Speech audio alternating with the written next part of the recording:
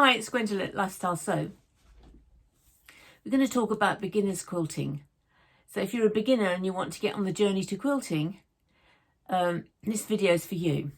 It's really ground zero. So some of the things that maybe you'd like to keep this video so you can refresh your memory later on as you're doing things. That's really what the video is about. First of all, we're going to talk about rulers. There's a whole array of rulers that you can buy, and it's also very expensive, and we all get addicted to it, and we all go down that road at some stage. But the main ruler that you need is this 24-inch by 6 inches of wide ruler. That's the main ruler that you actually need. And this ruler is because when I first started in France, that's the only ruler that you did. You weren't taught with any other ruler but that ruler, because rulers now have got, everybody's inventing new rulers to do different things, and we've all got different rulers to do different things, but it's not really necessary. Most rulers, everything you need to know right at the beginning, doing all your basic blocks. If you get a book and it says 100 blocks, that's the ruler for you. That's all you need to start with. And then later on, when you want to expand and do different things, then, because that ruler is the ruler that you're going to be cutting your fabric from and cutting lots of shapes from. So although I'll say it's your main ruler, you do need a couple of other rulers. One is you need a ruler that's going to square up your blocks. Now, they have all different sizes. I mean, that's a 6-inch ruler. But I wouldn't buy a 6-inch ruler when I was starting, because this is really an extra ruler for me. This is just a little 6-inch ruler, but really you'd be advantageous to buy a 10-inch ruler, because you'd have more. You could do square up any side block all the way down to 1 inch on an 8-inch ruler. But then, because it's a bigger ruler, as you get more advanced as you're going along, because when you're first starting, you want it to be as cheap as possible. So you want the best value you possibly can get, and that would be that. Just to do your blocks, to square all your blocks up, and they have lines on, so you can, one line goes, not on this particular ruler, but one line will be across one block, and then the other line will match up across the other, and you've got it all straight and everything like that. So an 8-inch or 10-inch ruler, depending on what size blocks you intend to make.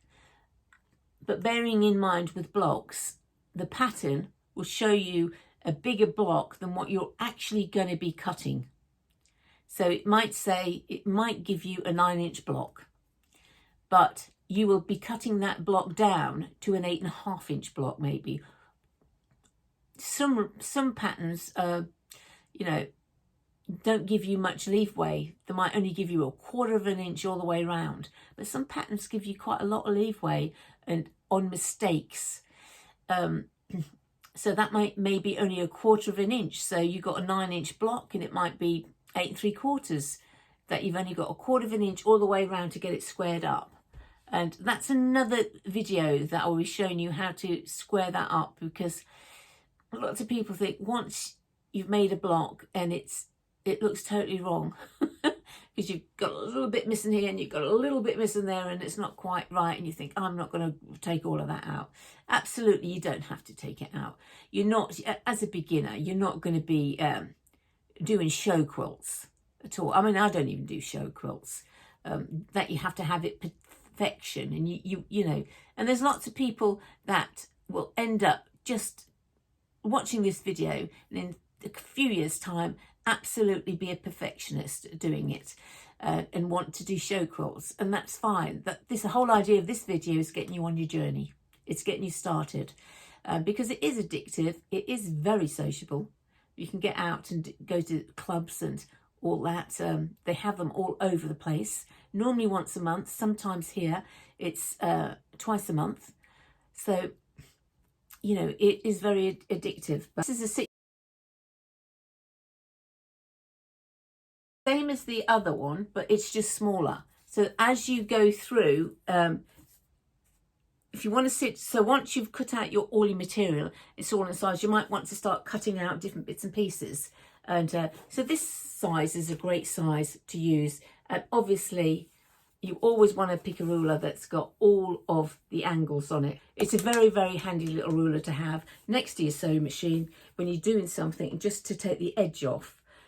That is a great ruler to have. But that's also a considered buy. So we're still on our 8-inch ruler, and we're still on our 24-inch ruler, or 8 or 10-inch ruler and our 24-inch ruler. Now, once you've made up your quilt, you'll want to, let me tell you about this one, because this is a Stripology ruler. Now, this is an investment, quite expensive. These rulers are very expensive. They've got slits in them. And for me, I love them, because I can fold up all my fabric and I can slip it underneath, and I can do lots and lots of strips from this ruler. So that was a fabulous invention, but it was also very expensive, and they are a bit flimsy in the middle, because obviously it's all slit lines. So you need to look after it, keep it flat, keep it somewhere, because you don't want to have to, rebuy this ruler, especially. But that's a considered buy. And then we have, this is a 15-inch ruler, 15-inch square ruler. But the bigger rulers are harder to handle. So I have lots and lots of different rulers. You need fabric, obviously, to start. It's quilting cotton. That's what you're looking for, quilting cotton. Can you do it with other cotton? Yes. But the trick is to do it all with the same weight of cotton. So when it says quilting cotton, you know it's the right weight for you to do it all the way through. If you want to have dressmaking cotton, that's fine. If everything you're doing is dressmaking cotton, all your lights and your darks are all dressmaking cotton, and it's all the same weight, then otherwise you're going to get a thicker quilt in one bit and it's thinner there. It's going to wear out because you've got the different thicknesses of the cotton, really, of your fabric. So you don't want that. Just stick to your quilting cotton when you start. If you look on Amazon, and they'll just have bundles of all different colours for £15 to start. So you can start on that, and that's absolutely fine. But eventually you will want to be doing patterns, some sort of pattern you will want to do. And it's then that the designers will say, okay, this fabric goes all the way with this pattern. Or on this design, I want to do this designer's fabric thing. And that's the fun of it. And that's the, then you start looking around for the best bargains at different times, because sometimes they have a sale on their quilting cottons. And that's a really good time, especially with the online stores. They say, oh, that's going out now. They're bringing in the new designs. So these designs are going to be cheaper. And that's really when I normally would buy the quilting cottons. What machine do I have? Well, your machine is, all you need is a basic stitch, and maybe with a little zigzag, only for later on. But basically you just need a straight stitch. So you can get a very cheap machine that does straight stitch to get you on your journey. Or you might already have a really nice machine and you haven't used it for ages, or haven't really used it. So that's all you need for quilting, patchwork, is straight stitch. You need an iron. Yes, you do need an iron. Biggest thing that is going to be the difference, the same as dressmaking, between something that looks a bit ropey and something that looks very, very nice. So you will be ironing as you go. So lots of people like the little small irons that come. I have got a small iron, and I have got an iron thing, but I find it very difficult to have that iron on all the time next to me, because I'm prone to move around a bit and knock my hand on the iron and get burnt. So for me, it's not very safe, although I do have it, and occasionally I'll do something with the small iron. I like my big iron set up, and I'm just up and down doing it. And that's very healthy for you, to get up and down when you're sewing. You think, oh, it's time wasting. It's not. It's healthy. It is healthy for your back. It's healthy for you, for circulation and everything. So up and down doing your ironing is really what you want to be doing. But it's a preference. If you want to sit all day, I have actually got a special chair that tilts at the front. So when it takes a bit of getting used to, but when you're actually sitting on it, it takes the weight off your thighs. So it doesn't give you, it's meant to stop that thrombosis or, you know, leg stuff and that. But no, it's a very strange sensation sitting on it. After a while, you get used to it. But that once you start that you actually want to make something, get the right threads. Now, the right threads for quilting would be a 40 weight on top, and it's quite thin. It feels quite thin. 210 stitch length. So you want it strong enough so when you pull in it, it's quite strong. So this is sort of like the back. This is an old little piece, if you see. So you want they're all exactly 1/4 inch seams, and you want it very strong. So you are going to be stitching all over the top of this. Now that's the other thing, saying the stitching all over the top of it. Sometimes when you first start, you're not going to get perfect 1/4 inches. It just comes with practice. So we have feet. I have a Bernina, so I've got a 1/4 inch foot on my Bernina. I used to have the fabric guide and use it. I don't use the fabric guide at all now. I only use the 1/4 inch. But get yourself those little rolls of tape, the fancy little rolls of tape. Cut a small piece and put it next to your foot to say where that 1/4 inch is. So get your tape, get the marking where the 1/4 inch is, and just tape it all the way down. Yeah, you've always got somewhere to actually put your fabric, and you can guide it down the side of the tape. And take your time. Don't start. This is not a race. Even I still have it on a slow stitch. So no matter how far I put my foot down, it'll still only go a certain speed. And that's really important. So you're going to get, this is part of a design that I don't do no more. So, but that's the finished product. And then you'll get other blocks that go next to that and fill that in. So, you know, and you move on. So all your blocks are going to go together. Now, depending on what block you've got, how easy it is to put together. Now, you don't want anything like what I've got behind me, because that's taxing. That is very taxing. That's Sail the Blue, and it's quite to get all those points right and everything. So you don't really want to be getting those points 100% right when you first start, because it really is mind-boggling. You want a simple pattern. You want a Microtech needle, and I use 70 or 75. It's very sharp in needle, and most quilters like that needle, but not all quilters quilt with that needle. But that is, you know, a very, very, very good needle to get going with. Forget about scissors. Scissors now are not in the equation. Although I do have, you should have a little pair of these. I've got these on Amazon.